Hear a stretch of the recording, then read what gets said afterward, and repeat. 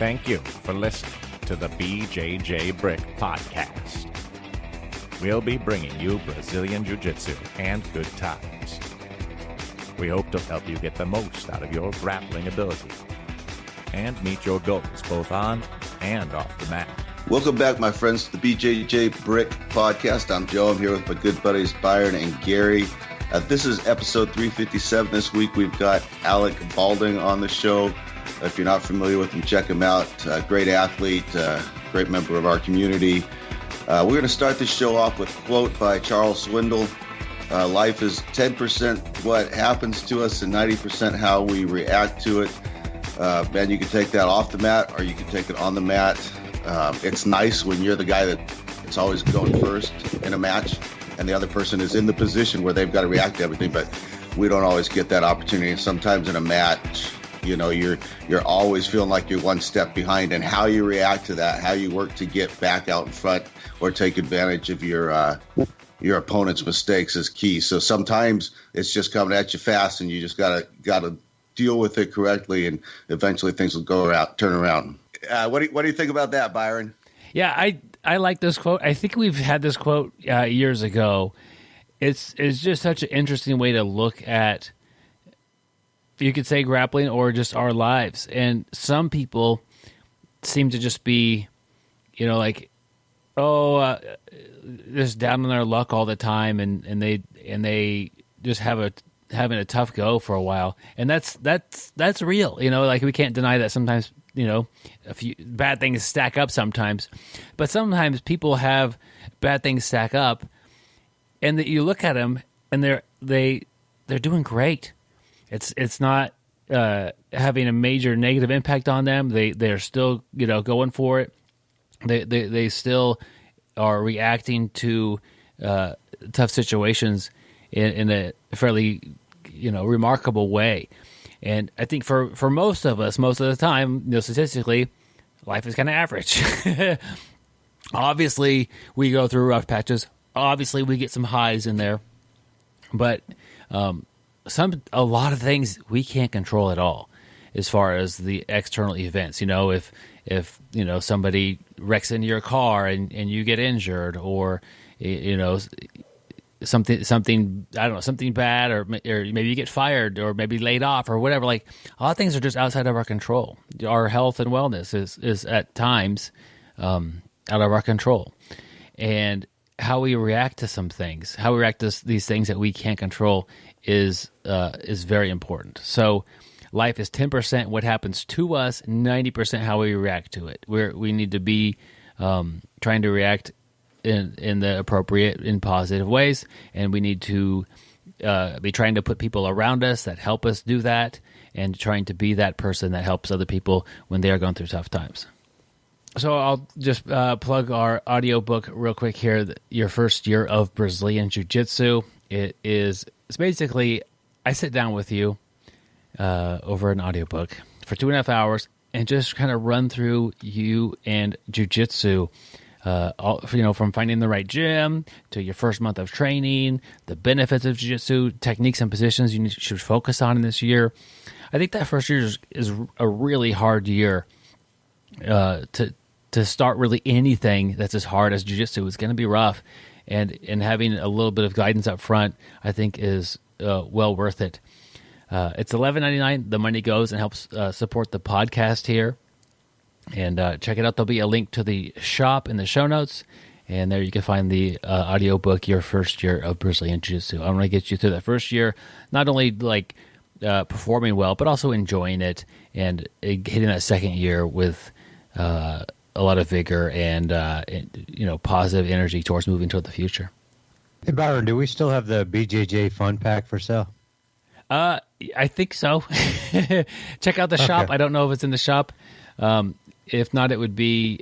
So what Gary's asking about is, we used to do a segment called Mat Tales, where... I love those. Yeah, those are fun. Where people would send in, like, kind of crazy or wild stories about something that happened at their gym or while they were training or whatever. And I would condense the stories to a couple of minutes and throw some music to it and have a little bit more production value. And those were well received. Those took a lot of work. And maybe I'll throw in a Matt Tails at the end of this episode or something like that just for fun. If I could find him on the old hard drive. Good question, Gary. Joe, we missed you last week. Joe, we're happy to have you back, and I'm hoping you have an off-the-mat lesson for us. Yeah, actually, it kind of relates to why I was missed last week. My wife had a complete hysterectomy, and she's doing well now. She's recuperating. But man, when you think about that surgery, it's really extensive. You know, they got to make several incisions, and then the ovaries and the uterus and all that stuff is all being fed by blood vessels that all have to be clipped and cauterized, and anywhere those things might be attached to the abdominal wall or anything's got to be clipped. And man, it sounds like a death of 1,000 cuts when you think about it. So anyway, this happened on the day that I came home from my 2-week hitch at work, and so I have been playing Mr. Mom to our grandson ever since. And man, it took me about 2 days, and I'm like, holy cow, man, that woman does a lot of work. when I got to pick up the slack and do all the dishes and all the cooking and all the, taking care of Sebastian and bathing him, it's like, wow, those are full days. So anyway, the life lesson has to do with empathy. Our article that we'll discuss later has to do with the cost of jiu-jitsu and is it worth it? And we'll talk about all the reasons why it is worth it. But sort of the other side of that is, why am I paying so much? Not as in what am I getting for it, but what valid reason is there that it should cost X amount of money? What's the coach doing to earn it is maybe a way to think about it. And man, if you carry that idea with you and you never resolve it, I don't think you're going to enjoy your jiu-jitsu journey all that much. And I just want to point out that the coach and the business owners, they do so much more than just show up and teach a couple hours worth of class in the evening. I've been at my coach's side while he's built this gym, and man, that guy works like from sun up to sundown most days. He's at the gym all day. It takes a lot to make it work. The cleaning the mats, the perfecting your own skills, man, there's just a lot to it. Byron, Gary, I know you guys are both kind of involved in providing instruction and opportunity for people to train. It's not as easy as it looks, is it? Yeah, like you said, there's a lot of work, going into it, a lot of preparation, and it seems easy till you're actually doing it, and like you said, a lot of work, preparation, and time. Yeah, and Joe's referring to the article of the week we'll have at the end of the show, but why does it cost so much for my kids to train jiu-jitsu? And why is jiu-jitsu expensive? And what and the article really covers on, and we'll get to that, like, it's worth it. But like, you didn't realize how much work your wife was doing when you were in the room with her, or maybe sometimes when you were in the room with her, you realize, man, she really, she could do, this quality of cooking in this amount of time. I could spend twice that long and it won't be as good. Like, it's just, and I dirty up twice as many dishes. Yeah, sometimes my cooking feels like doing dishes with a little bit of cooking on the side, because I end up using half of our cooking stuff to make a meal for 2 people that that we have a little bit leftovers with. But yeah, it's just like a little frustrating sometimes when things don't go real well. But if someone's skilled in that, you get so much more value out of it. Same thing we were saying with your instructor. You don't understand how much is going on the back end or behind the scenes, or in the years, decades that your coach has developed this art that they're trying to pass on. And really with that's a big one. And they're trying to share knowledge in a way that's better than when they got it. And I think that's largely happening all over the jiu-jitsu world. I think we're getting better at teaching jiu-jitsu as a community and bringing people in as a community. And it's a big reason, 2 big reasons why jiu-jitsu is growing so well. Joe, just think of your wife, with you having to do everything. But, she's got even more work. She's got, I don't know which one would be more work, but you're home for 2 weeks. So then she's got all the extra dishes and clothes and everything to wash. Then you're gone 2 weeks and she doesn't have you, if you're, whatever you're doing around the house, which is probably just sleeping. But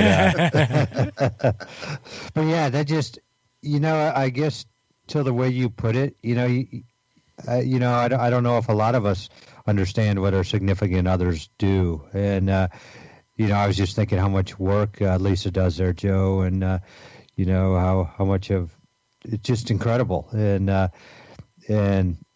bet a lot of us don't realize that. And, as you were talking about it, Joe, I was thinking the same thing. I probably have no clue. And, if my wife was down for a time, I guarantee you I would find out real quick. And I would be very surprised of, how much work is done. Joe, you brought this on the mat already once as far as how much your coach is doing. But it's also important to understand, I'll bring it on a different side of the mat, that when we go train, we're not at home. We're not doing, our chores or whatever you want to call it. And that's still, some of those things still get done. So we just need to appreciate those in our lives that are helping support us, and also give them that time that they need to go do their equivalent of jiu-jitsu, whatever that is, hopefully it's jiu-jitsu. Byron, yes. Hold on. Stop. You win the internet. Absolutely. Yep. That's a great point, man. Yeah, that is so important. We have our jiu-jitsu, but our spouse, significant other, partner, whatever, that person also needs to have time to do their, whatever their, natural high is. So, yeah, that was great, Byron. And that's the only way we're going to be able to train jiu-jitsu all the time. We have to, make it easy for our partner, significant other, or whatever to survive. Gary, I got a paper here. I'm just getting out here. I want to thank everybody that made this dream possible of winning the internet. Gary, of course, at the award committee there, and Joe for being here and throwing me a softball, possibly. I want to thank my wife for being there putting up with me all these years, and of course the listeners as well. Thank you guys so much. I finally won the internet, and it means a lot to me, Gary and Joe. Hey, Byron, just so you know, I've got the tallies down here. Joe has won it 114 times. I've won it 7, and you've won 1. Good job. No, thank you. Yeah. Wow, what an episode! Hey guys, stay tuned after the interview. Where's the after party? Where's the after party? Yeah, it's at your house, Gary. That means we're rolling. I guess that's how just the people will get together. Yeah, stay tuned after the interview. I want to cover some changes to the show that are going to be happening. And I definitely don't want to surprise anybody. Likely we'll miss an episode or two coming up. So I'll talk about those after the interview, because I'm really excited to bring Alec back to you guys. Such a great member of the jiu-jitsu community. Such a fun person to have back on the show. So here is our interview with Alec Baulding. All right, my friends, I'm excited to bring Alec Baulding back to the BjjBrick Podcast. Alec, welcome back to the show. Hey guys, thank you Byron for having me back on. I'm thrilled to have you back on, and we've got a little bit of catching up to do since I've seen you last, but you are a ADCC North American Trials winner and phenomenal competitor, both gi and no gi, and that is becoming increasingly rare. Yeah, it is. I don't know what happened. Yeah, what's up? Let's just start right there. How do you do that? I think for me, I spent a lot of. Well, I started when I first started training. We always did gi and no gi. They would be like, "Okay, take your gis off," and then we had to do no gi. And I think that's because a lot of the old school guys, they fought MMA, like no holds barred, like no gloves. So I think that's kind of how I came up. You had to learn striking, like I did Muay Thai and Jiu-Jitsu, and so like you had to. It was just part of the curriculum, like gi, no gi, and we had a lot of I feel like there was more no-gi centric tournaments. You had like Naga, the Grappler's Quest, things like that were very popular back then. So for like when like and where advanced did you start? So I started jiu-jitsu in 2005. Okay. I actually started Taekwondo before that, and I found a old AAU certificate from one of the tournaments I did in Taekwondo. So from like 2004 or 2004. So when I started, I think jiu-jitsu was still kind of a niche sport, and I just remember like going into the dojo, and man, it looked like Fight Club. Like it was grimy and dirty and dark, and like all these big tough guys. And so I didn't know what to really expect, but everything worked out, man. Yeah, it's a little different now. How old were you back in those days when you started? It must have been like 14 or 15. Okay, so, like younger kid getting his butt kicked. Yeah, and you stuck with it. I remember those days for myself, as far as I didn't start that young, but having gi days or no gi days, or we're getting hot, let's take the gis off and roll. I think we trained with the gis in the wintertime, and then we do more no gi in the summertime. Yeah, that makes sense to me. But that's, I think they made that out to be a self-defense reason, I guess. But yeah, I've always been comfortable in both, and you are somebody who can compete at a high level at both. What's for myself, and maybe I'm just asking this for selfish reasons, but I try to train predominantly with a style that works for both. Because any day that I can go train, I do go train, regardless of gi or no gi. But I want to have something that I could work on the same for like a month or 2 weeks or something. I want to have something that I'm focused on. And so it's really hard for me to be, excited about a lapel guard or even some sort of a lasso thing, where if I'm going 3 no-gi days in a row, I don't get to play any of that. So I know my game has limited itself, but that's fine by me. I just because it's fun. But how are you able to do both? Are you just spending that much more time at both, or are you having to study a lot more? What are you doing differently than most people? I think I just enjoy both, and I see the importance of doing both. And you see like a lot of guys, like even high level guys, like there's guys that love the gi and like they just tolerate no gi, and vice versa. But I see both as art forms, and I have a similar game in both. But then I'll go and study, like in the gi I might work like some type of cool collar sleeve thing or lapel guard. And then in no-gi, it opens up more wrestling, more leg locks. So I just enjoy the process, and I just alternate. For me, I alternate. Sometimes I'll do gi, the next day I do no-gi, and I really try to keep that balance as much as I can. And I think that's helped me so much. Just put the time in both, and just enjoy them. With your experience, would you say that one is safer than the other, or are they about the same? Like injury proneness? I feel a little bit safer in no-gi. Leg locks can probably change that a little bit. But if I'm just training no-gi, like it's a little bit lighter on my body. My grips aren't getting worn down. It's like you can move a lot easier. You're not being tied up in some weird lapel worm guard where your knee's buckling. So that helps me when I take a break from gi, like, okay, no gi, I can kind of recover my body, my grips. And then, when I go back to the gi, I feel a lot more explosive. So I definitely think no gi is a little bit easier. Yeah. From a body perspective, maybe not so much cardio and conditioning. Yeah, that also makes sense with the pace, but I can get exhausted doing either one of them. So it depends on my training partner, really. Mm-hmm. So I just recently finished your instructional about keeping your guard, and that's on BjjBrick Fanatics. And I thought you did a great job with that, and I think that's a topic that's very important. But the issue is it doesn't, and you've talked about it a little bit in the video itself. It's not like the sexiest thing. It's not the thing that people are like clamoring to learn how to keep their guard. They want to, a title about, doing this or total destruction of the kneecap or something like like a cool name like that. But this is super important. It just doesn't have that that salesmanship, I guess. I don't know what it is, but I think it's more important than pretty much most things in jiu-jitsu. If you can't keep your guard, you can't play jiu-jitsu very well. So what was the main reason why you were drawn to this topic? So I did research on my topic. I wanted to pick a topic that a lot of people hadn't covered.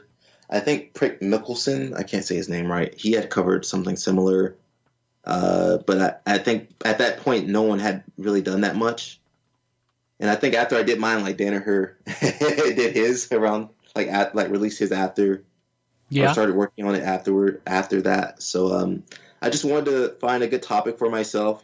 Being my first DVD, I wanted to, certain topics like, okay, De La Riva guard, passing knee slice, like some of those are like so oversaturated. So I wanted to pick a good topic and also one I knew people needed to work on, just from talking to the students. Biggest source of frustration is like you can't even work your guard. So like a lot of people, that's the hardest part of jiu-jitsu is developing a guard. Like being on top is easy. It's natural. I can grab anybody off the street and say, hey, have a good base and don't let me flip you over. Like they're going to do a good job. But the guard, that's what takes time. So I wanted to pick a topic that would help people with that. Yeah, I think that guard retention or keeping your guard and you really explained side control escapes very well there as well, as far as there's different side controls and different levels of bad that are going to happen and how to address those and how to get out. Those are so important. And for myself, they've helped me enjoy jiu-jitsu more evenly, I guess. Like I have less of the roles where I just get smashed by somebody who's just able to do that to me. Because if I want to work on, let's just say, I don't know, omoplata for a while for my guard. So I try some omoplatas, and occasionally my guard might get passed. But if I try omoplata and my guard gets passed, and that was the first minute, I now have 5 to 9 more minutes to go. And if I can't recover my guard, A, I'm done training my omoplata, and B, I'm not having much fun. Like I enjoy lots of parts of jiu-jitsu, but I don't really enjoy getting my ribs crushed. So I think the idea of being able to recover your guard quickly not only makes it more enjoyable, it helps me put myself in spots where I could train things that I want to train. Yeah. And that's why I'm such a big advocate of that. It's just you need to be able to reset. And yeah, we need to positional spar, we need to work with our training partners, but we're going to roll still. And if it's a competitive roll and somebody gets cycled from you, they're not going to give it up. No, God, no. You have to escape. And it's Especially such an important thing. Like I roll with a lot of big guys, so it's just like, man, I can't have this big guy on my side. Like, that's a miserable process. So you talk about big guys. Tell me about your body type and how you match that to your game. So I'm pretty short and stocky. So that's I've always, everybody has trouble adapting their body. Some guys are born taller and lanky and super flexible. I remember I had a student in Orlando, like, man, he was super tall, super flexible, but man, he didn't use any of it. So I would always kind of, I wouldn't berate him, but I would always bring it to his attention. Like, dude, if I had those attributes, I would be using them. But jiu-jitsu is all about using your body the best way you can. So, being smaller, there's things I can do, being tight, staying tight, like almost balling up, that's a power in itself. I don't know if you ever train with like a little kid or something, but there's like nothing to grab. You can't I imagine this is what Mikey Musumeci feels like. There's just nothing, there's no space. And so you just got to learn how to use your body type, guys, and, master it. So if you were talking to somebody who had a similar body type, shorter, stocky, what advice would you give them to, like, hey, maybe don't focus so much on, I don't know, triangles or, I don't know what, but what advice would you give them to help get them looking at techniques that work well for the body type? It's so tough. Luckily I have a little bit of mobility to me, but I know stocky people that are like 200 and over 200 pounds and like not flexible, bad hips, bad knees. I think, again, there's always a way to use your body type. I think just don't be frustrated. Have like a problem solving solution mind, like look for answers, things you can do consistently, and develop your game around that. Don't try to copy or emulate someone that's super tall and flexible. Like, see if anyone else has your body type, or if not, you're going to have to really put a lot of thought into with my body type. And they're like, hey, I can't play open guard. I can't close my guard. I can't do close guard. So, there's, even people without any arms or legs can play like a type of guard, or they're going to have their own moveset. Like, I think Kyle Maynard is the guy, I believe. Like, he didn't have arms or legs, but man, because he didn't have arms or legs, like, it was hard to control him. Like, he could like turn around and like, you can't take his back. There's nothing to like hold. So yeah, guys, just use what you got, man. Yeah, that's a good example.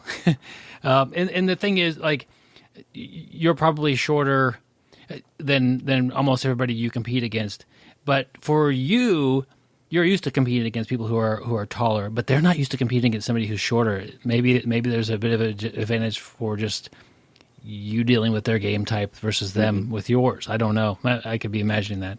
I get thrown off when I fight someone my size or smaller. I'm like, oh Jesus. I'm frustrated. I'm like, oh my God, this is how I am. Like, it's so tough. Yeah, I find it very difficult. It's much more difficult to submit somebody, generally speaking, if they're more compact. There's nothing to grab, man. Especially if they don't have neck. There's one guy I know like that. He's got like no legs, no arms, no neck. You just like, you're screwed. Yeah, that's but I mean, it's encouraging for anybody, whether you're tall and lanky, like you're saying. Just start to work and find the game that works for your body, and don't. There's value to learning other parts of jiu-jitsu as well, but don't be super drawn towards things that aren't going to fit you well, and try to match your body type with what you're working on. I think it helps to have a good coach too. So like when I'm coaching, like I'm already like, hey dude, you're tall, do this. Okay, you're short, dude, don't do that, do this. So you definitely need like a higher builder coach to kind of guide you in the right direction, so you don't waste years years of your life trying to perfect some move that was terrible for your body type. Yeah. I kind of skipped over some of my things I wanted to talk to you about your BjjBrick Fanatics video, and something that you did quite a bit in the video I really appreciated, and I haven't seen that in very many videos, is that you would have your demonstration partner do the technique. So you would show it, you would talk about it, show another angle to explain it some more, and all the while it feels like he's watching and learning this alongside you. And then you say, okay, now you go. And then he goes, and he's got the same questions that I have if I was going to do it like in front of you. So I thought that was a great way to kind of put me in the classroom. Like, hey, don't grab my foot like that, grab it like this. I probably would have been grabbing the foot the same way he was. And opposed to just watching you explain it, I could also watch you teach it, and I could also watch somebody else learn it. And I think that that's a really good teaching technique. Yeah, I think, I really want people to get the material. So, there's lots of different ways of teaching and learning. So I think just from, I spent years teaching kids, years teaching white belts. And so, that's the best way, just involving the students in the learning process. So many teachers just talk to students. Sometimes they talk down to students.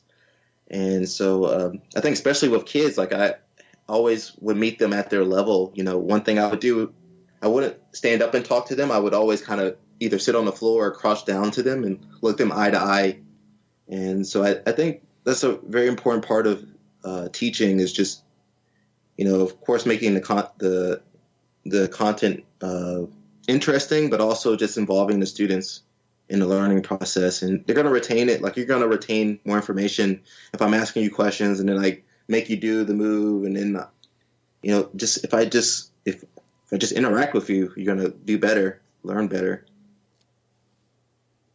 So what does that look like as far as involving, especially with the kids class, involving the students with the technique? Are you still demonstrating it in front of the whole group, and then how do you start involving the students after that?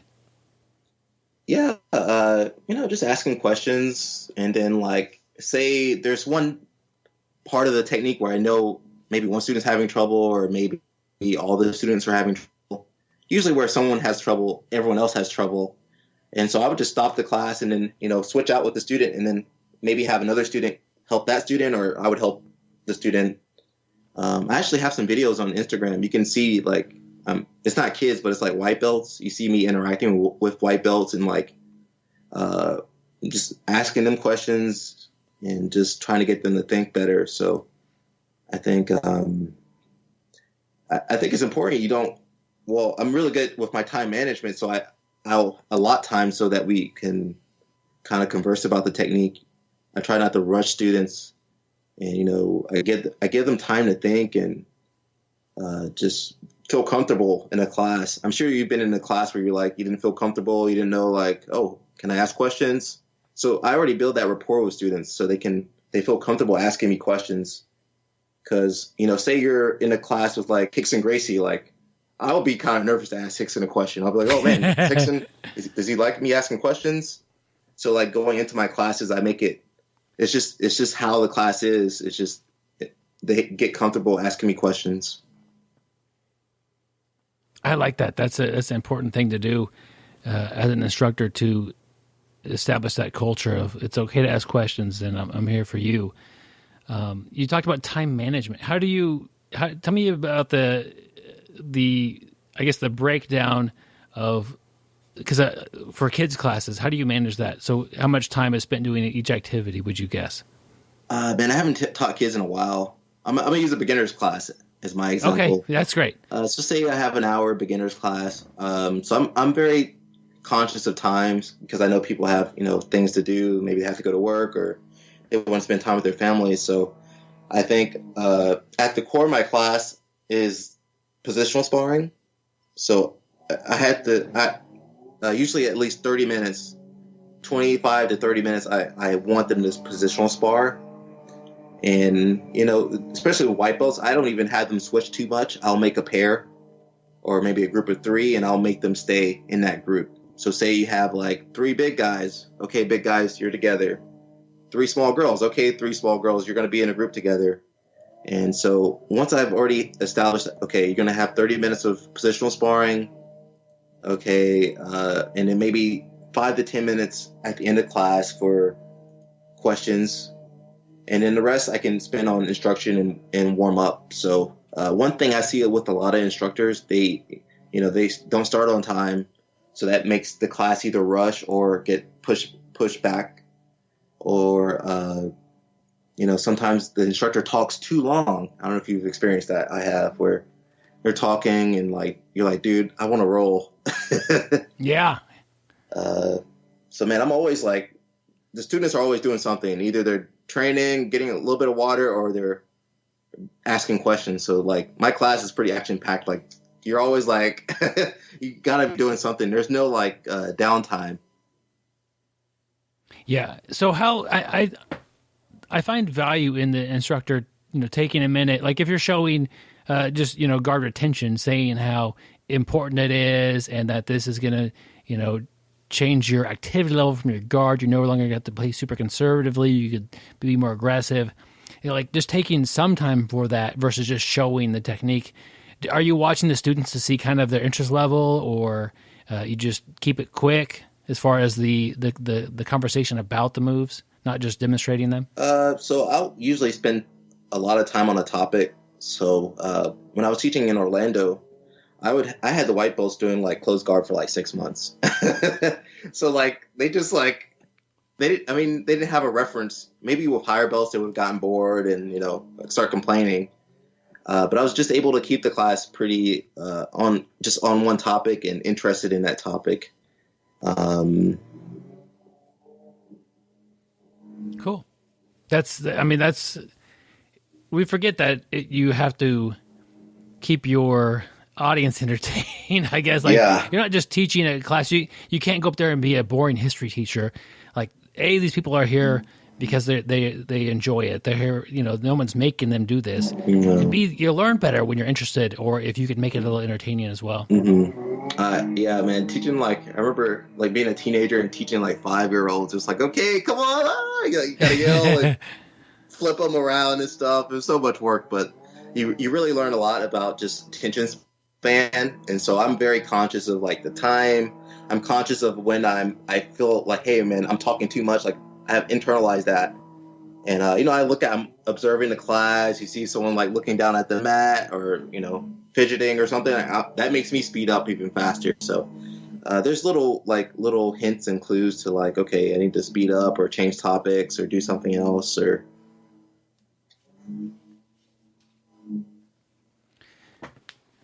Alec, you're a busy guy, an active competitor. What do you, and we're recording this May 22nd, but what do you have plans, provided that all the coronavirus stuff kind of just takes a break this summertime, I guess?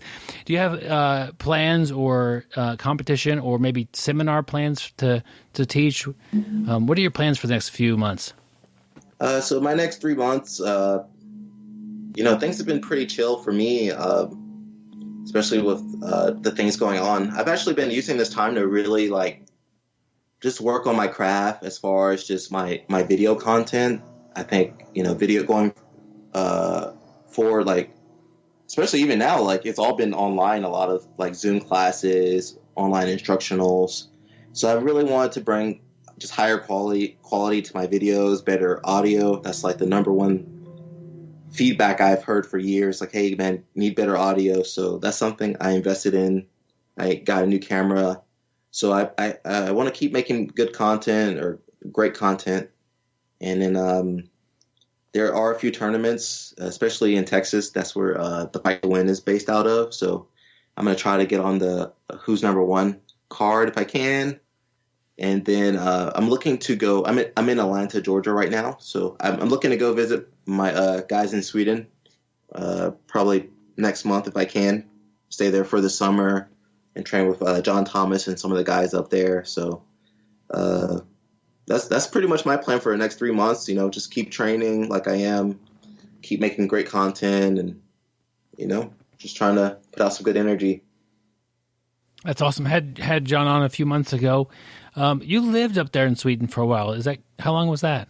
Yeah, I lived up there for about 3 years, and then I spent I was roommates with John for a good bit too. So I got to spend a lot of time with him, and just pick his brain and see how he works. So yeah, I learned a lot, man. Sweden, going to Sweden, like, really changed my life, really. Why? What changed? I just, I think, especially in America and the South, it's so easy to just stay in a bubble. And then for me, like, I got into, like, a rut where I would go train twice a day, and I wasn't teaching. I was just training, wasn't making any money. I wasn't really doing much.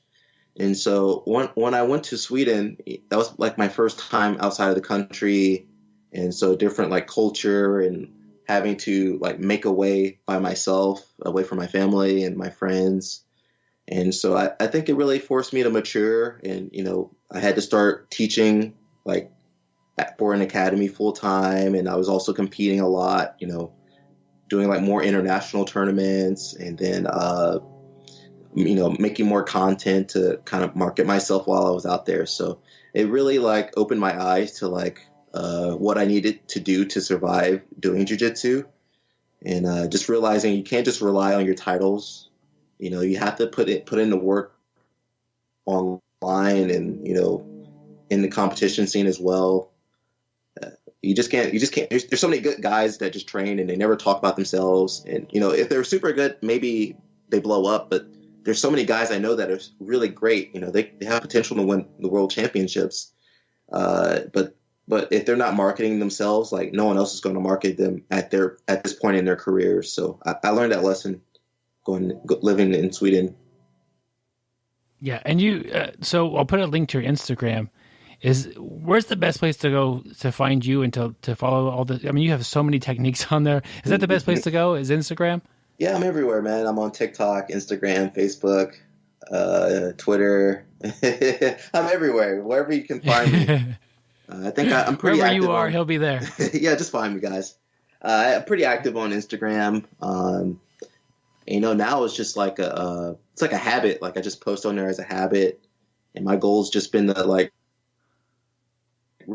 really have great, of course, good quality, but also good topics. So topics that are, going to really help people just from a 1 minute clip, which most people can't really say. Yeah, it's very impressive. So you're doing a lot of teaching on there. I'm sure it's made your ability to teach a technique improve just by doing it and thinking about it and breaking it down. And do you have any other instructionals coming up? Yeah, so I have one I'm planning on now for BjjBrick Fanatics, and I don't have a title for it, but hopefully it's going to be like something more geared towards shorter grapplers playing open guard. So it's something that I've been working on for a long time, and so I'm really happy to be at a point where I can like put something down pretty soon. So hopefully, guys, it'll be out. It won't be out by the time this airs, but in sometime next few months. Wow, there's instructionals out there for a lot of things. Like the older grappler or smaller guys beating big guys. I've never heard of anybody just about a shorter grappler. Like that's an amazing market that hasn't been tapped. I think that people. I mean, some people wouldn't have much use for it, I guess, if you're taller. But really, even that, like, maybe I'll see what they're doing. Yeah, what are these short guys doing? Yeah, but man, what a thing what a resource for people who are a little bit shorter that they could just tap into your years of experience and knowledge. And I think that kind of goes back to using your body type. So it took me like years of like competing and. There's times where I remember instructors were like, they would show a triangle and be like, "Oh, Alec, you can't. It's not for you, man."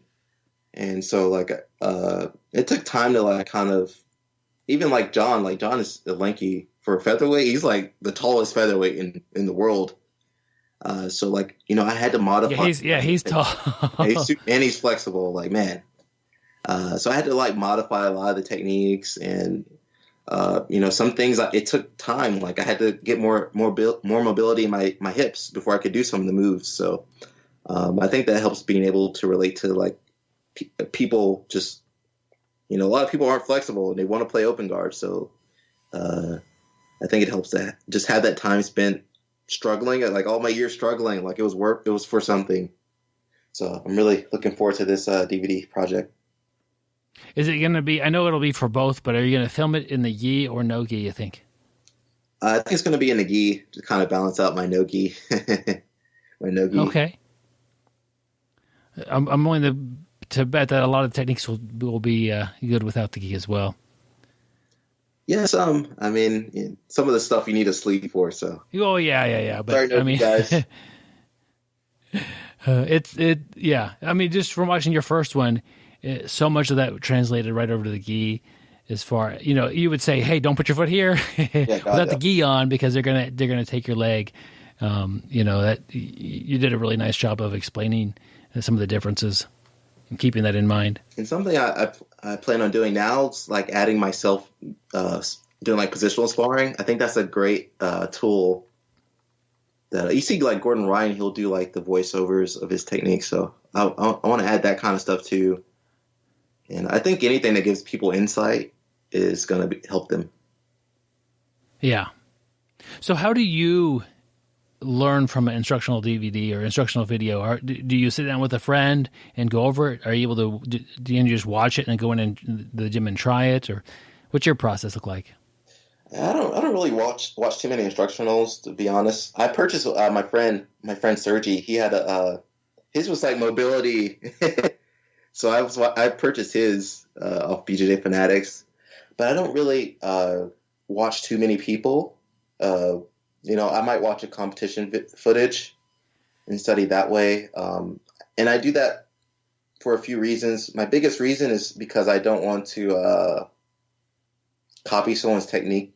I don't, unless I'm like stuck on a position, I don't want to copy someone's techniques, especially if I'm filming something. It's kind of like it's not really good unless you like say, hey, I got this from John Thomas. I got this from Keenan Cornelius. So I just do that just so I can kind of give people my take on a move. Okay. But if someone wants to learn from an instructional, I think number one is don't watch it all in one sitting. I saw that already. It's like, maybe 15 minutes, pick one position and just, or one section and just focus on that. I think a lot of people, they just think they're going to, like they're consuming a book, like they're going to sit and watch Danaher's 8-hour video in one sitting. You can't binge watch jiu-jitsu instructionals and come away with it. It's so boring. I remember like being a blue belt, and we had this is back in the DVD era. So I had like, my friend would burn me some, maybe some matches and then, some instructionals. And man, as soon as I put an instructional on, I would go to sleep. So like, it's so wired in my brain, like, I'm getting sleepy. But I suggest people watch tournament footage. Or you know what, man, just go out there and positional spar. Like sometimes you gotta find answers for yourself. Maybe a move that might work for like, say, someone like Lucas Lepre. He's the best guy in the world. But what you can't see is that Lucas has really good hip mobility. And that's something you won't notice in the video. It's something you only notice in person. So I think sometimes you gotta, get inspiration from a video, but at the end of the day, you need to go and try the moves, guys. That's the best way to learn. Alec, you've talked about mobility quite a bit. Mm-hmm. As far as gaining it and being able to. What was that? You're stretching right now? I'm stretching right now. Okay. I was just going to ask you, kind of define what you mean by that and how people could gain more mobility. So I think people are familiar with flexibility, and so that's like you pulling your foot over your head. So using external sources to help move your body. And so mobility is just using your body's strength. So me putting my foot behind my head, just using the muscles in my leg is mobility. And especially as people get older, you guys got to develop good mobility because it's going to help prevent injuries. And it's going to just make you stronger in those guard positions. I've gotten injured before because my hamstrings or my calves were tight, and then I kind of went at a weird angle, and then hurt my knee, and I was out for a few months. So I think if you want longevity in this sport, mobility is going to be super important in just making your body, those ligaments strong. And those, jiu-jitsu is such a weird sport. We do such crazy things, so you always need to repair your body, guys. Don't just break it down.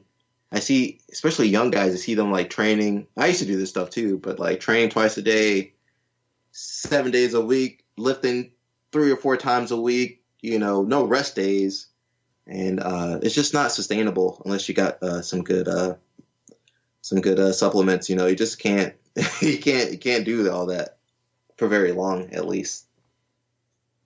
So mobility has more elements to it. You mentioned flexibility, and then you also has to do. Would balance be in the equation, or familiarization with the technique? Maybe do all these things kind of add up to make you more mobile? Yeah, and sometimes some of the moves, like, it helps to have more mobility. It's just I don't want to say it's going to keep you safer, but it's going to allow you to do more techniques. If you had like the hip mobility of like Mikey Musumeci, like you're going to be able to do a lot more techniques and things that not someone that doesn't have mobility couldn't do. You know, you're going to be limited. You don't want to limit yourself and your body's range of motion. Like the more open you are, you know, in jiu-jitsu, like some of the scariest guys are like those super flexible freaks, and you're like, Jesus Christ, how do I pass this kid's guard? You're like, there's no way. So I think, you know, you don't have to be super mobile, but you just want to be for yourself. You want to have good mobility. Yeah, and that's a big thing. Not just flexibility, not just strength, but the mobility. We're moving here in this sport, and to be able to move effectively and the way you want. Because I still see some techniques, and I'm like, okay, let's try that, and I can't get my body to do what I want it to do. That's a mobility issue. And it may come down to me not being flexible in that area, or maybe not being strong enough in that area or something. But if your body's not doing what you want it to do, you're being stopped by your mobility issues. You mentioned that you're stretching right now. What were you doing when you said that? Just sitting in a stretching position, or? I'm doing like a straddle, like my legs out. I think it's just got to become a habit, you know? Yeah.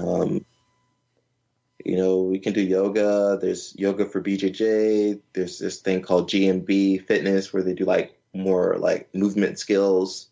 I think anything that gets you moving, because jiu-jitsu can break your body down. So you just got to rebuild your body, guys. Keep your body safe and moving well, feeling good. Alec, you jiu-jitsu, that's your job. You're one of the top competitors in jiu-jitsu. When did it become serious for you? When did you make that? Was it a decision? Was it a gradual thing? Was it a particular tournament that you did well at? Was there a day or an event that you decided that this was going to be what you're going to do?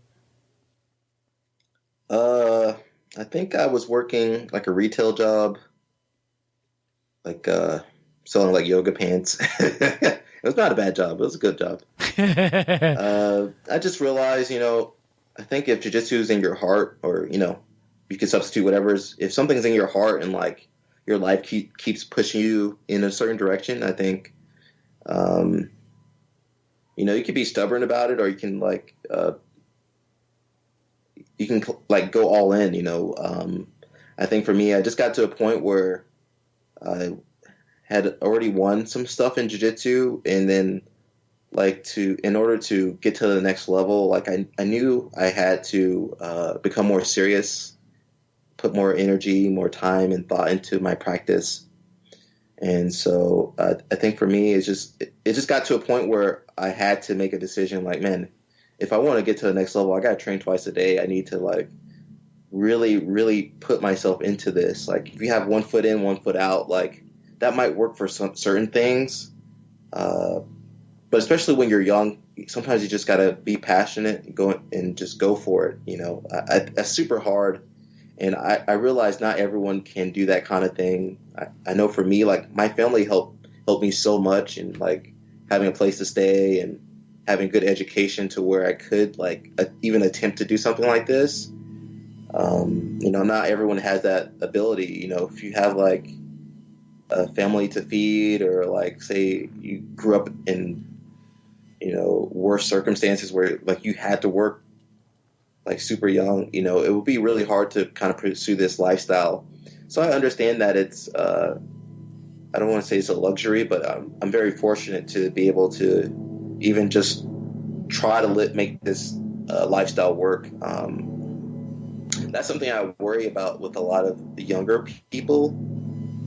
You know, there's a lot of people in jiu-jitsu that like they go full in, like they don't even go to school. Like there's kids that like they're doing jiu-jitsu full time as like teenagers, like young teenagers, and then they might not have anything to I don't want to say fall back on, but just other skills that they've worked on. So like my background, I went to college and I have like a college degree, and I spent time outside of jiu-jitsu working and trying to make that work. So I just realized that, you know, I had to give jiu-jitsu a try, and I've been doing jiu-jitsu pretty much full time since like 2015, like making a living through jiu-jitsu.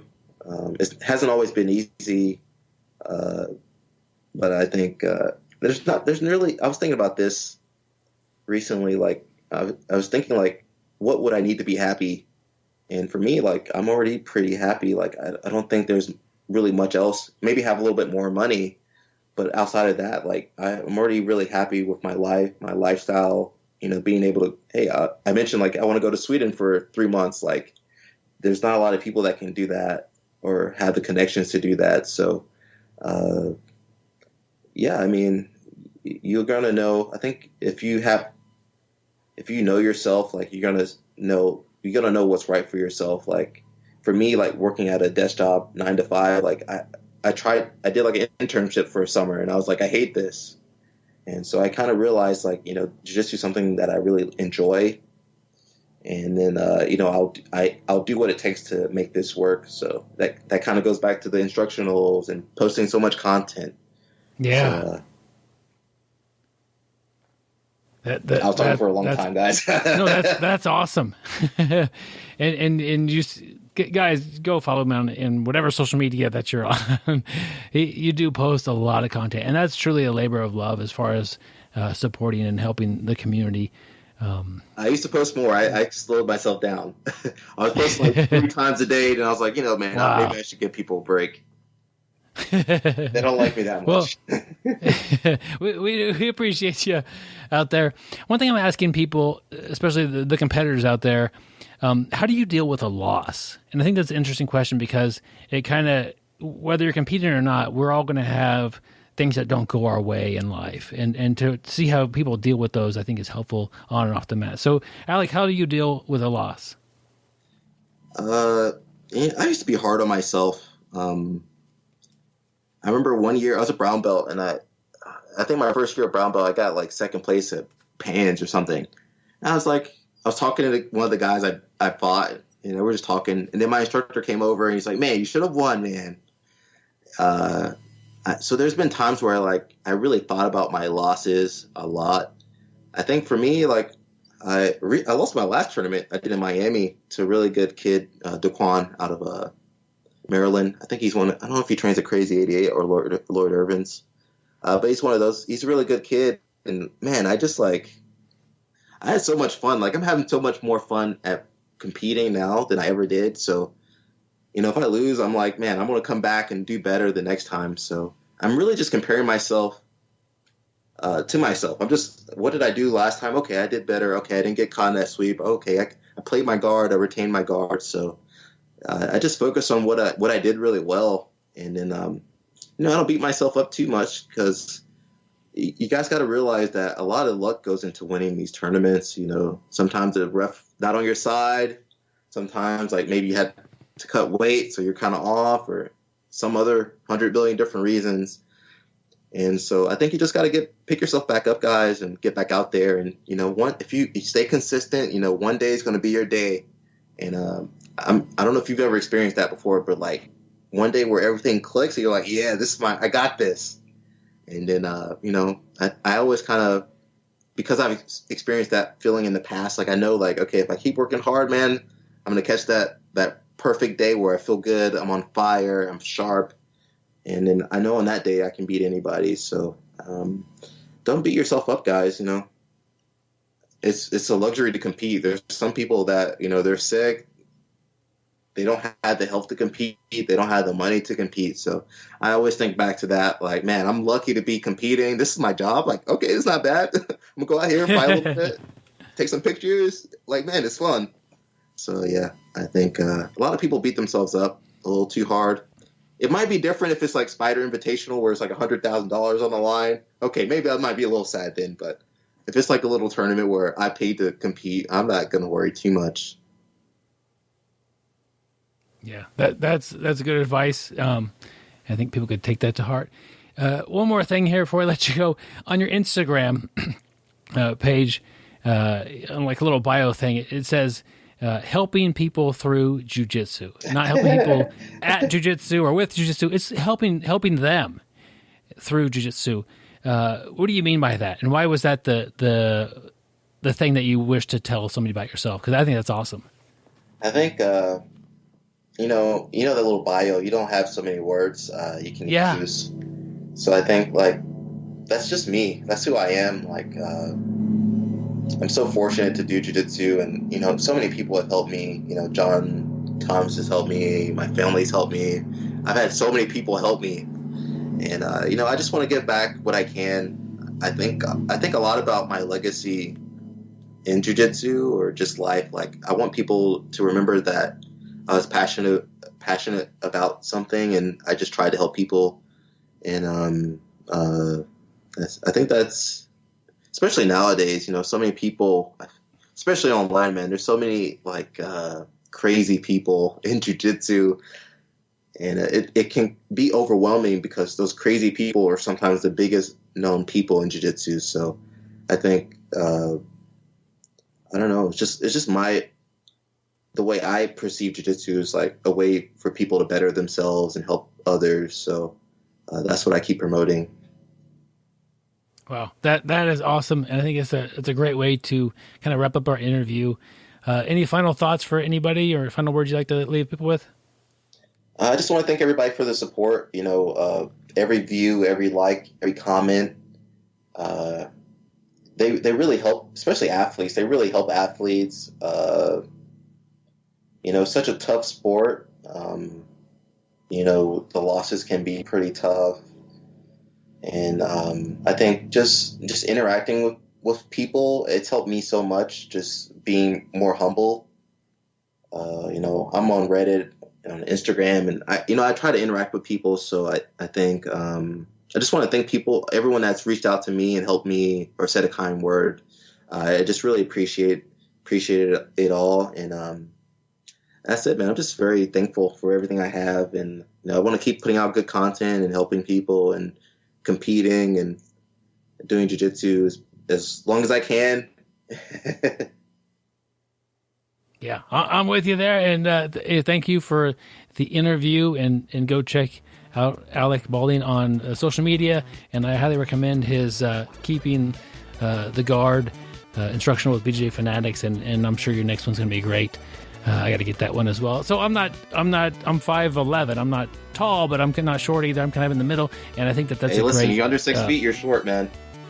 Okay, I'm a short guy, but I think it's going to be nice for me to be able to go up to a teammate and say, "Hey, this is what Alec is doing." Kind of have that knowledge bank that I can learn from you there. I think that's going to be a great tool. So I'm looking forward to that one as well. Byron, thank you, man. Guys, I really enjoy Alec's attitude and his personality, I guess. He's not just an amazing grappler. He's really a valuable member to the community, promoting positive things in jiu-jitsu and sharing his jiu-jitsu so willingly. So really excited to bring him back on. He's always a welcome guest. And Alec, thank you for the interview, and appreciate you on, my friend. So guys, we have just like normal, we have a article of the week, and this is on KennyKimBJJ.com. The article is titled, "Why are you paying so much for your kid to train jiu-jitsu?" So it's one of those question title things. And he lists a lot of reasons. If we want to pick out a couple each and just hammer them in, but I really think this is a big one that prevents parents from starting jiu-jitsu, or maybe going past the first, maybe you do, sign up, get 2 months for the price of one and a free gi or something like that. And then after those 2 months, they're done. Like, they fail to realize the value that is being given to their children or the students. So I appreciate this article. It's we'll put a link in the show notes to it if you want to check out the whole list. And I think it's a good thing for coaches to look at as well. Yeah. And Byron, that's the one thing I hear about all the time is, jiu-jitsu. It's expensive. I hear people tell me they're not going to start training. They want to, but it's just too expensive to them. Kids, do I want to train myself, sign up my kids? It's too expensive. I hear that all the time.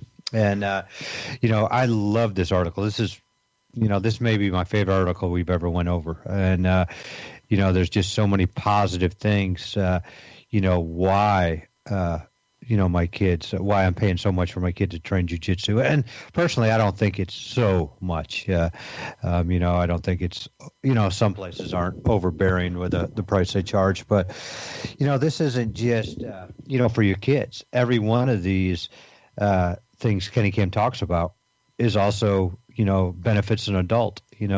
This is going to, these benefits don't just go for the kids. It's going to help me in my real life, in my job, in my family. So, man, I love this article. Yeah, Gary, I think it's a great article, too. And I want to start by making a point that's not in the article, but it applies to every single article.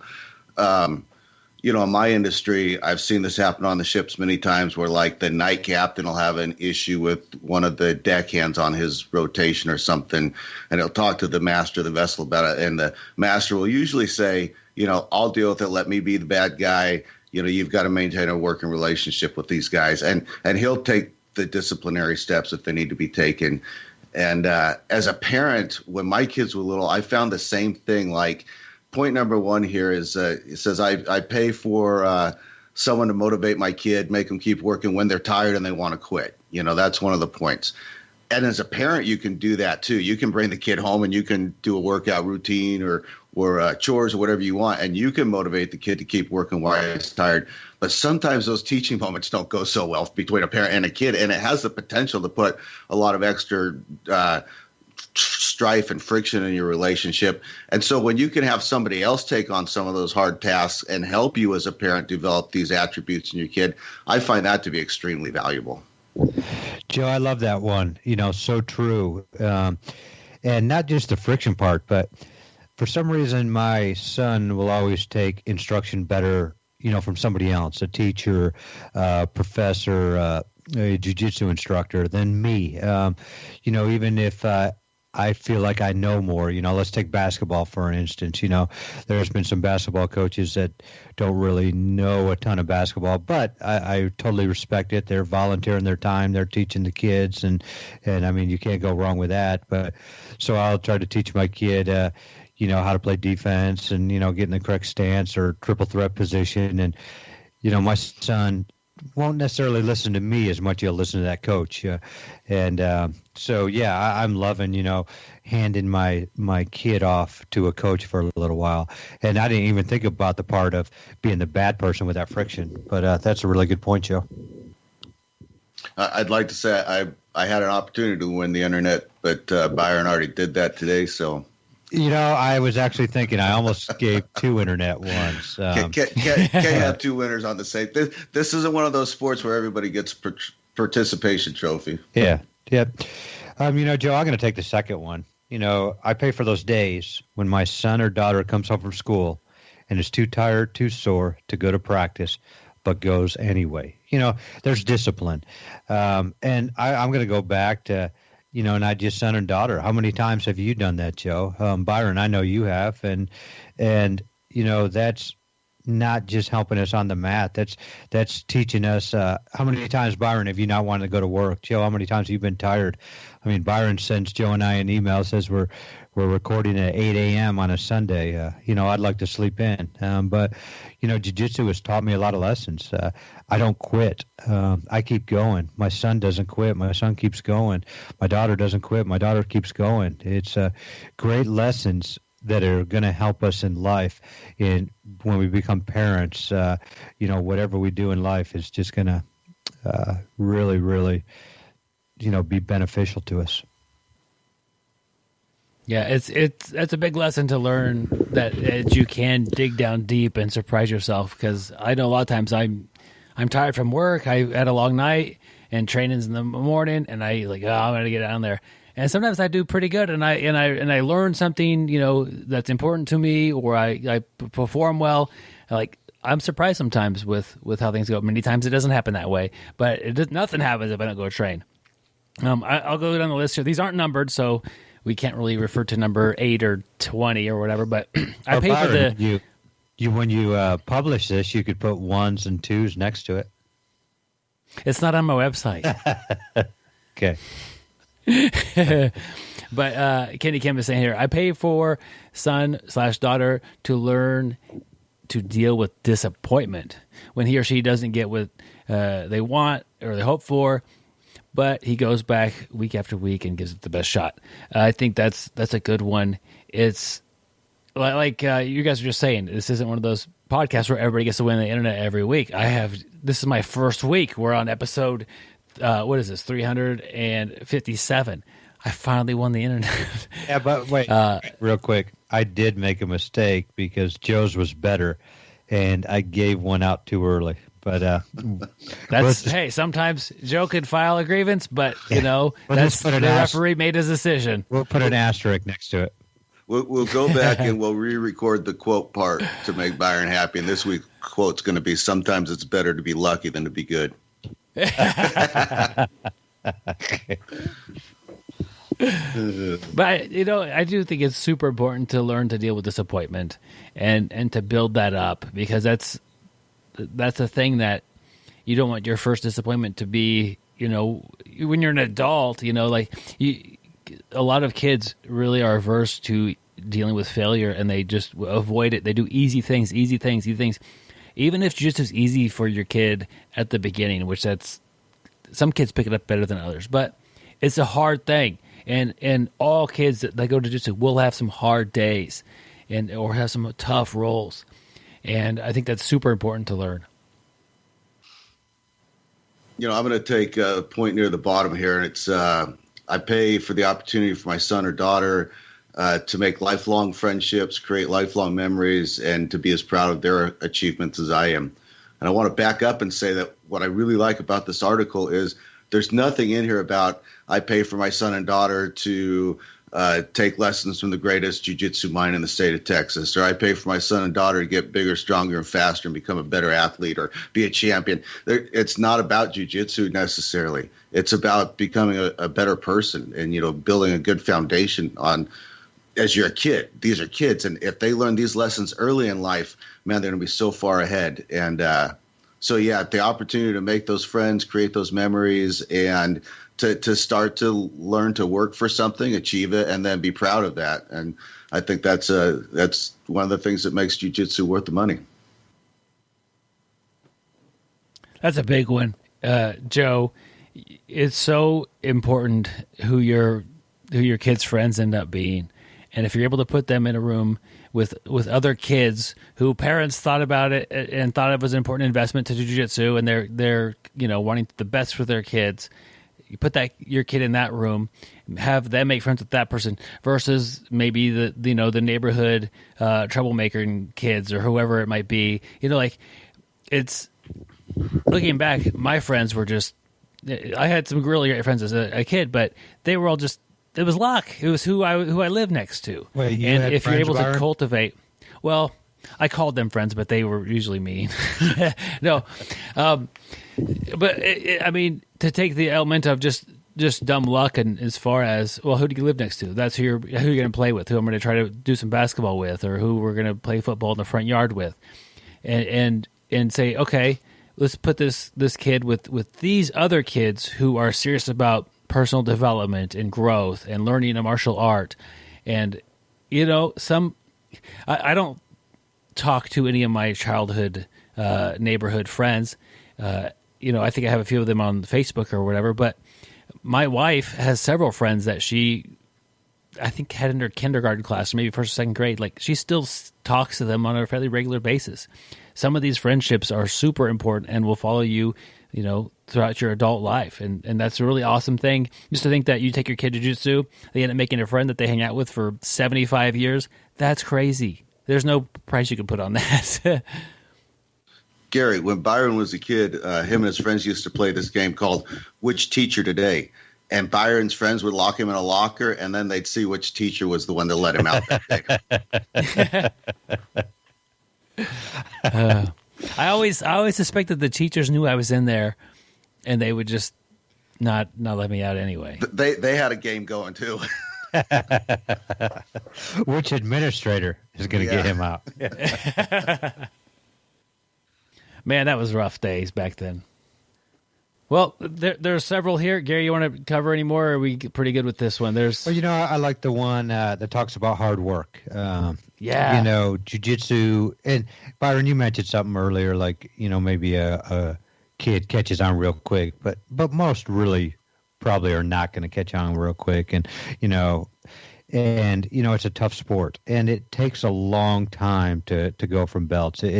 Stuff's not given to you, just like in the real world. You have to earn it. You have to take your time, and that's one thing I really enjoy about this sport is, everything is earned, nothing is given, and you have to work hard. Which I'm going to go back to life. That's how we're going to succeed in life, by having a work ethic and just digging in and just doing it. And I just love that. It's, you're not just going to show up and get A's. You're going to show up and you're going to get exercise. You're going to hang out with your buddies.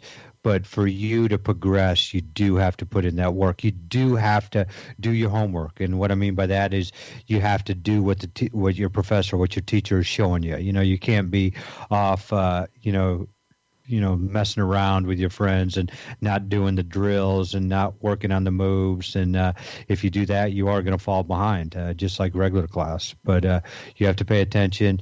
You have to work hard. You have to show up, which, is kind of, we talked about that for another one. The rest is history. And jiu-jitsu, I just want to go back to the hard work, but we just talked about showing up, and showing up's half the battle. And, that is hard work. We talked about being sore, being tired, not wanting to come.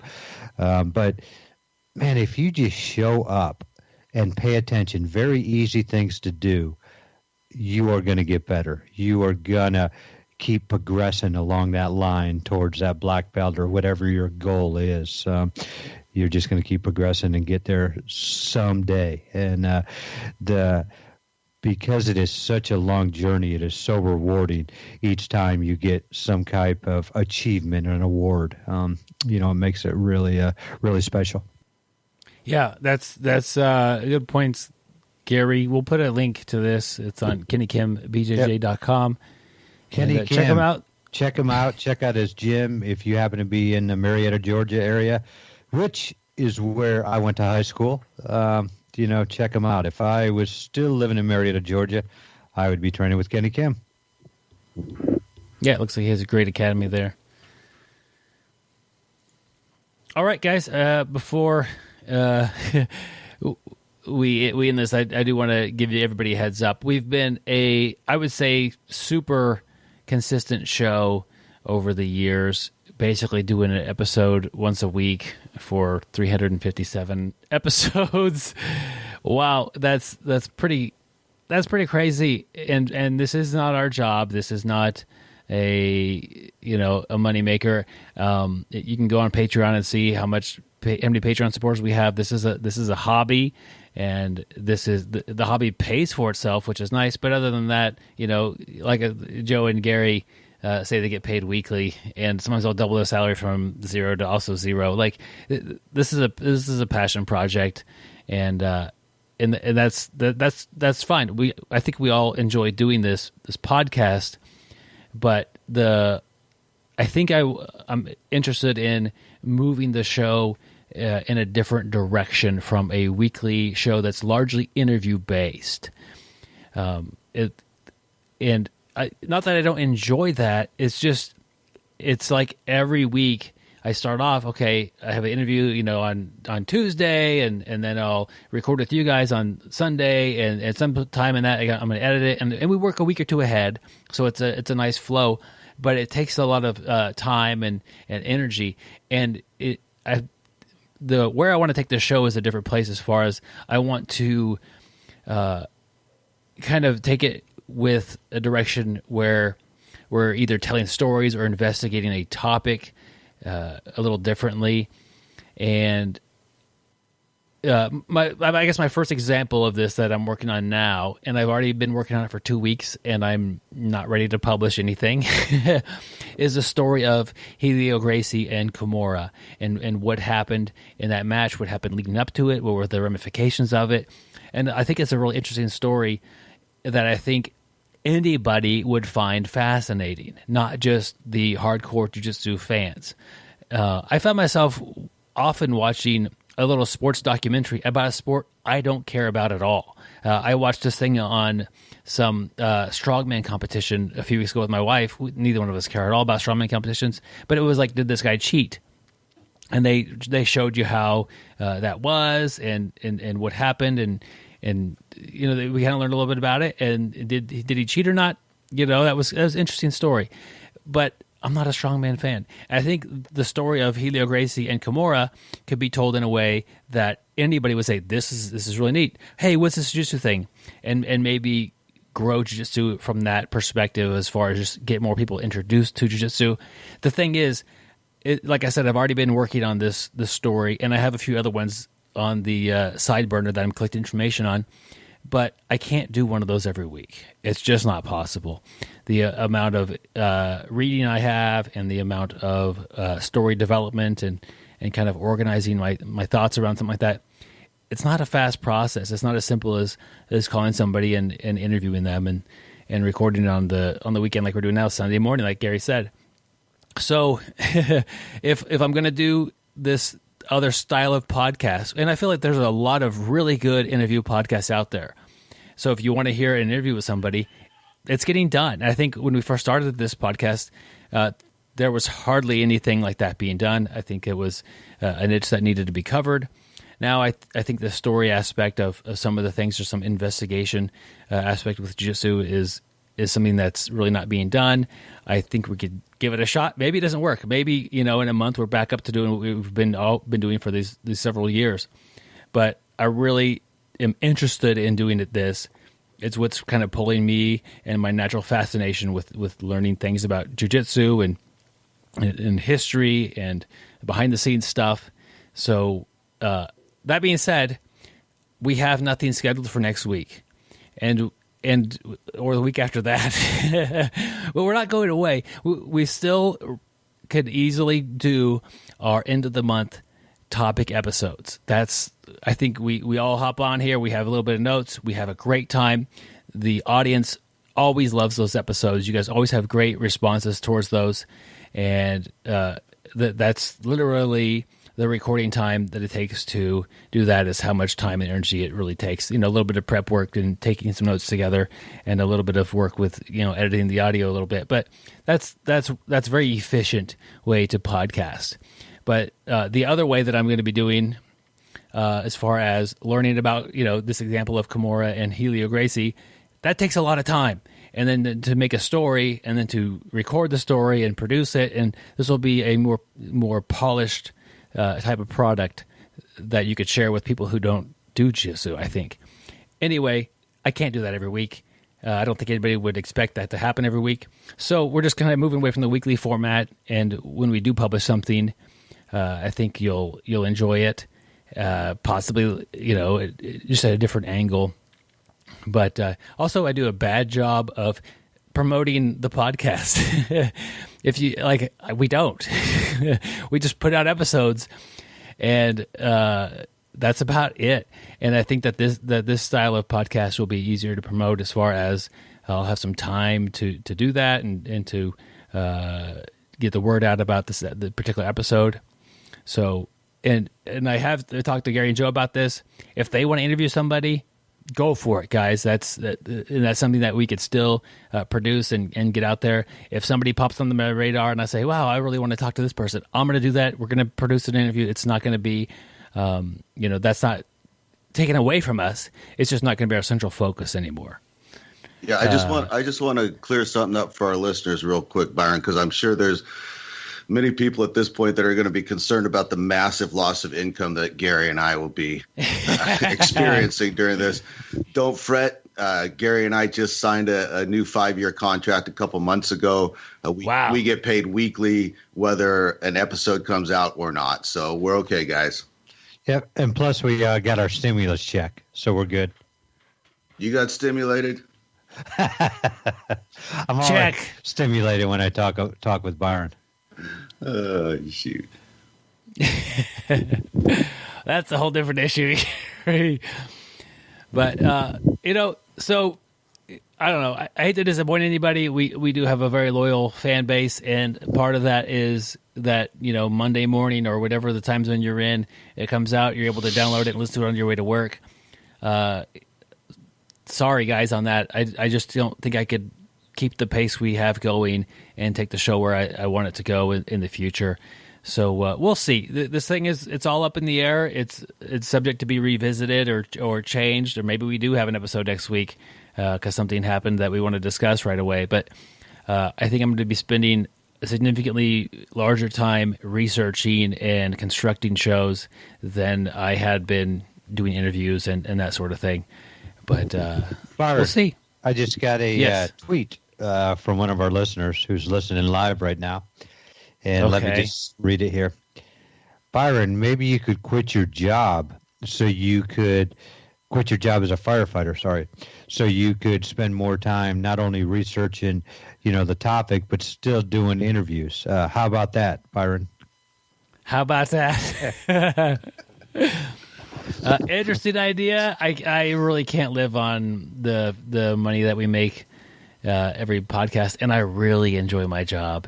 And I'm really I really enjoy interviewing people and meeting people. That's also a thing. But I'm really enjoying doing research and learning about these different topics that I'm studying and that sort of thing. And I don't even know if Helio versus Kimura will be the next topic we have or next kind of episode we have. But it's what I'm working on now. I've worked on some stuff and put it on the side burner. That's one thing I do admire about you, Byron, is you always have that thirst for knowledge. You do like to learn. You're always learning new stuff. You're always putting new goals up there. And like you said, you'll learn more in depth, doing research. And, I do admire that about you. And you got to be, just a part of this is just be willing to see if this works. It might not work at all. We might so we'll still do our end of the month episodes. We might come back with that. This is the next thing you hear, and then another full month, and I can't piece this thing together, and we just don't do that, and we go back to doing interviews. I don't we're taking a look at making a change, and we'll see if it works, and we'll adapt and do what we're going to do. But I don't know. Any thoughts, guys, other than that? Nope. Looking forward to a paid vacation.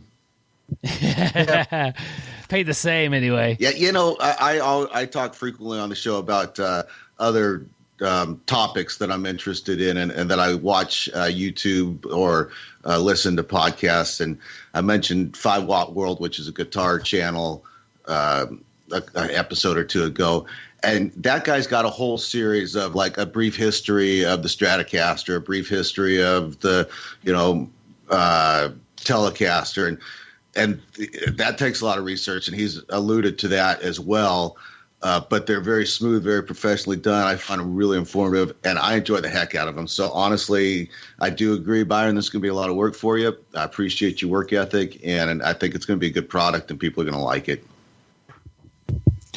Yeah, I want to reiterate Joe said. I know I just talked about, I admire you for, you're always trying to learn, but I do think people will enjoy it. There is a little bit of uncertainty right now, but how can you not? We're still talking about jiu-jitsu, but a little different way of going about it, but a lot more in depth. Yeah, or just a side angle or a side story or something like that. Anyway, guys, I think we've explained it well enough, I'm sure. So we'll be getting emails the Monday that we miss an episode, I'm sure of that people who didn't actually finish this one to hear this will say, hey, what's going on? Do we miss this week or whatever? So I'll refer to this episode, or I'll probably just politely say, hey, we're taking the show a little different angle.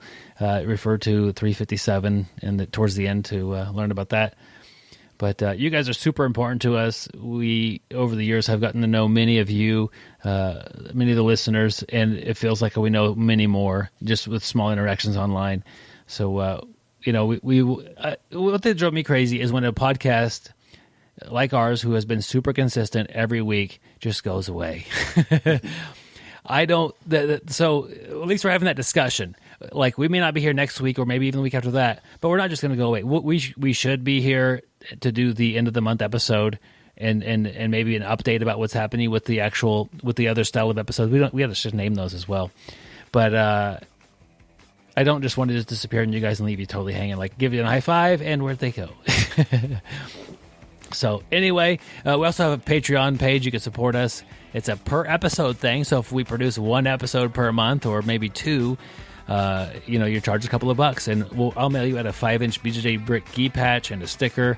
You could join the private Facebook group as well, and get some behind the scenes action. And guys, the Patreon team has been a tremendous support to the podcast. Absolutely appreciate all of you, man. Appreciate those who can't contribute as well, but the Patreon supporters have saved the show at least once, probably a couple times. That is true. Guys, whether we're here or not, next week, stay sweaty, my friends. And Byron really didn't win the internet today. And man, I hope things are opening up wherever you live and you're able to train with some other people, but train smart and get better. We'll see you on the mats. Gary, giveth the internet, and Gary taketh away the internet award. Absolute power, what leads to absolute corruption. You should have cut Joe out of this as soon as you want it, Byron. Hey, we lost Joe's audio. Thank you for listening. I hope you find the time today to roll. After all, the best way to get better at Brazilian Jiu-Jitsu is to do Brazilian Jiu-Jitsu. You can visit our website at BjjBrick.com for more good times. Swing by and like our Facebook page. Our email is BjjBrick@gmail.com. Opponent's mistakes is key. So sometimes it's just coming at you fast, and you just gotta deal with it correctly, and eventually things will turn around. Right, Gary? Actually, I just got back on, so I don't know anything you talked about. throw it to me, Joe. Throw it to me. What do you think about that, Byron? Yeah, I like this quote. I think we've had this quote years ago.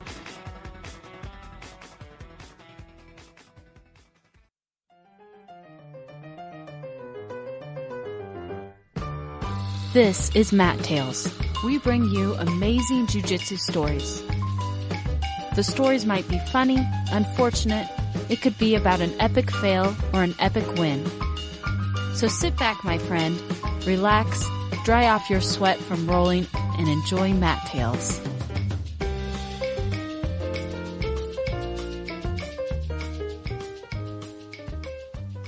My son and I both have fallen in love with jiu-jitsu. His class is an hour before mine, so I sit and watch his, and then he'll sit and watch my class. Well, during the kids' class, one of the kids got up and said that they saw a mouse. This caused quite a commotion. That's when my son chimed in and said, "There's no mouse hole. How could we have a mouse without a hole in the wall?" Well, I understand his logic, but I knew that he was probably wrong. Because I am good at getting rid of mice. And this was my time to shine. This was my declaration of war with the mice that have invaded our gym. I told the children I would go to the Walmart down the street and get some traps to get rid of our unwanted guests. The kids did not like this idea. They wanted a way to get rid of the mice without hurting them or killing them. I said I would see what I could do, and I left for Walmart right away. They still had 30 minutes left in their class, and I could get this task done before it was my time to get on the mat. And sure enough, Walmart had a special type of a trap that looks a bit like a tube. The mouse would go to the back of the tube, and the front of the tube would have a door that would trap the mouse safely. So I bought 2 of these traps. As the commander in this little mouse battle, I wanted to start aggressively with 2 traps. Took them to the troops, also known as the kids class, and they were quite excited to set the traps in the location that they thought was the most strategic. During the adult class, the kids that stayed to watch their parents train talked a lot about mice and strategized about what might happen during this mouse battle we had just begun to wage. The next day, we showed up to class the same time as the instructor, just to check our traps as quick as we could. And sure enough, we had 2 traps set, and we had 2 mice caught. Well, the kids that were there walked with me down the street a block or 2, and we released the mice. While they were in the kids' class, I decided to go back to Walmart and procure another couple of traps. With my experience with mice, if you catch them that quickly, there will be more. The kids set all 4 traps in strategic locations, baited with peanut butter. We were sure to catch more mice in the night. The next day we came to class, and sure enough, 4 mice. This battle continued, catching a total of 14 mice. The only thing that really changed with this battle was I stopped taking the kids with me to walk the mice a couple of blocks to release them. No, I didn't kill the mice when the kids weren't looking. I ended up driving the mice to behind the Walmart and released them there. I definitely did not want the mice walking back a block or 2 and getting back into their home.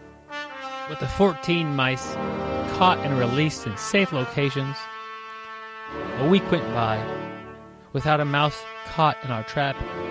We were all but sure our victory over the mice was complete. Until one of the kids saw a mouse. The child saw a mouse in the light banister. We have the lights that are the long tube fluorescent light bulbs that have a plastic piece that covers them from the room. Somehow, a mouse was in the ceiling, crawled through, and got into the light. The little guy was just hanging out in the light banister. Amazing. I, as a mouse war general, had never seen such a bold act by a mouse. Not to mention that the light was on when he was in there. Well, both myself and Coach are not in the type of shape of people that need to be monkeying around on ladders and getting into the ceiling. This is when, as a leader in this battle, I selected my own son to climb a ladder, get in the ceiling, and set our 4 mouse traps in the quadrant of this battlefield where the mice were making their last stand. He was up there for about 2 minutes. We heard a bit of commotion, and a foot came through the ceiling tile. Now my son was able to catch himself on a pole that was up there and hang on, but he nearly fell through the ceiling. We moved the ladder, got him down safely, and put the damaged ceiling tile back in the ceiling. The next day we checked the traps, and there was 1 mouse caught out of the 4 traps. I declared a total victory on the battle we had with the mice, and my son noticed. Now we have no mice, but we do have a mouse hole in our ceiling. This has been Matt Tales. Some of the names and places may have changed. We may in fact have taken some creative liberties with the story. In order to keep Matt Tales going, we need more tales. Tales from listeners like you. Send your tales to BjjBrick@gmail.com. We look forward to hearing your amazing stories.